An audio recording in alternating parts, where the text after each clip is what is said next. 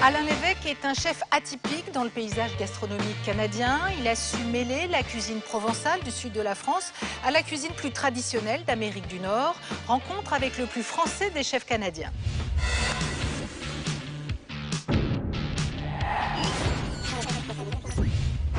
Ce soir, dans MasterChef, vous avez découvert le chef canadien Alain Lévesque. Attentif et exigeant, c'est lui qui a lancé le défi à Julie, Annelise et Simon de réaliser son fameux T-bone de veau lors de l'épreuve sous pression. C'est un peu cuit. On voit ici les préparations, comme la ciboulette devrait déjà être hachée, la serviette, tout devrait être préparé. Il fallait incorporer le fromage à la pomme de terre. Discret mais néanmoins intraitable, ce chef au fort accent québécois a poussé les candidats à se surpasser face aux chutes légendaires de Niagara.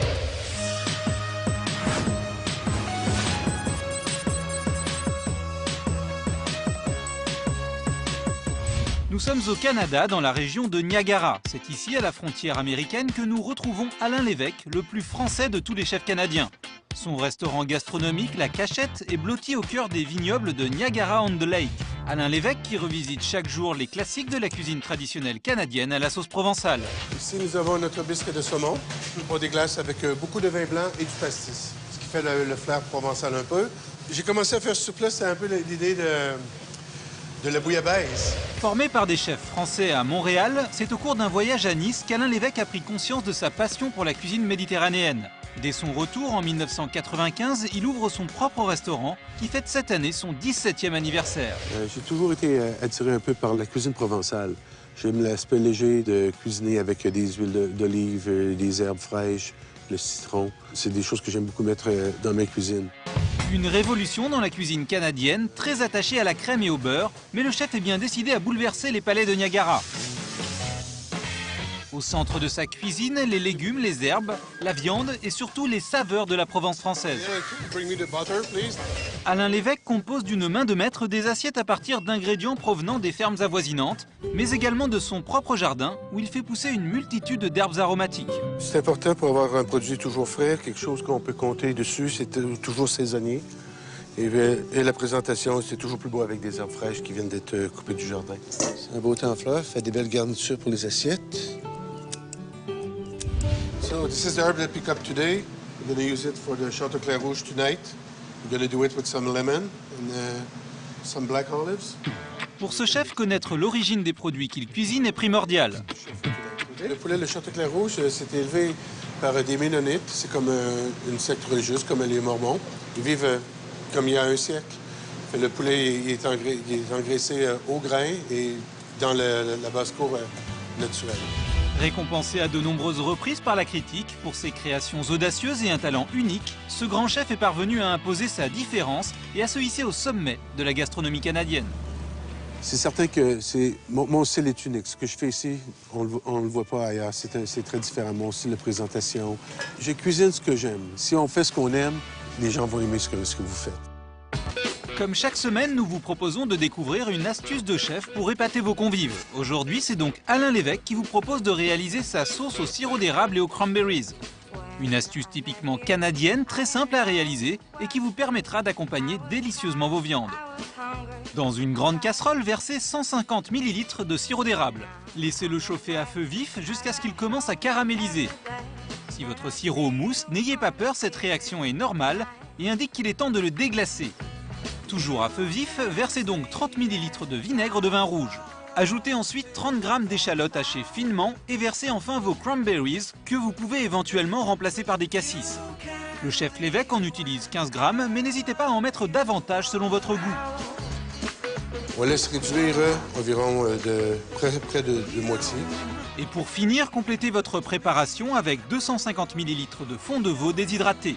Salez, poivrez et patientez une dizaine de minutes. Une fois la réduction obtenue, ajoutez-y quelques noisettes de beurre frais pour plus d'onctuosité et hop, le tour est joué. Servez votre sauce avec du canard, du veau ou de la volaille. Grâce à Alain, vos invités auront un peu l'impression de voyager. Bon. Bravo aux gagnants du voyage au Canada dont le nom s'affiche actuellement en bas de votre écran. Alors, est-ce que vous vous souvenez de Jeff? Il était le spécialiste du métissage des saveurs. Jeff, à force de persévérance et de travail, a réalisé son rêve. Il est devenu traiteur sur sa terre natale, la Guadeloupe.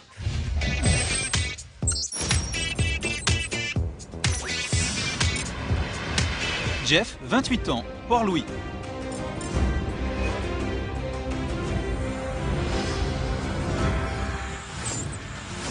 Souvenez-vous, Jeff était ingénieur dans l'agroalimentaire en Bretagne.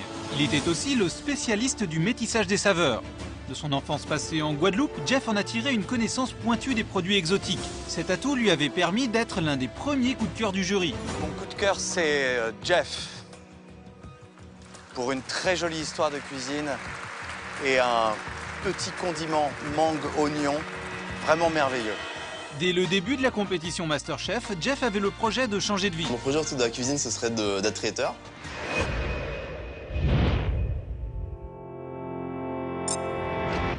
Jeff a tenu parole. Un an après, il a réussi à mettre son projet en place. Un véritable chamboulement dans sa vie puisqu'il a décidé de quitter la Bretagne et d'ouvrir, comme il l'avait prévu, un restaurant mobile à 7000 km du continent, à Port-Louis, en Guadeloupe. Et notre chef traiteur honore déjà des commandes. Il a, avec sa femme Aurélie, monté une petite entreprise familiale où le couple joue sur sa complémentarité. En cuisine, c'est Jeff le chef. Tout ce qui n'est pas la cuisine, en fait, c'est moi qui m'en occupe. C'est quand même elle le chef, en fait. Aurélie est donc commis de Jeff, en plus des tâches administratives de l'entreprise. Ouais, celui-là, il est bien. Celui-là, il n'y a pas assez de jaune. Celui-là, il n'y a pas assez de jaune. Celui-là aussi. Et celui-là, il est bien. C'est bien le chef. Jeff et Aurélie veulent respecter la tradition gastronomique guadeloupéenne tout en y insufflant un zeste de modernité. Et pas le temps de chômer, Aurélie et Jeff doivent partir vendre leur repas sur la plage, mais ils n'avaient pas prévu un invité surprise. La météo n'a pas découragé les Port-Louisiens. Bonjour. C'est Victor. Ils bravent même la pluie pour soutenir le retour de l'enfant du pays. Aujourd'hui, il pleut. Ah, ça ralentit un petit peu quand même. Ça ralentit. Ah bon.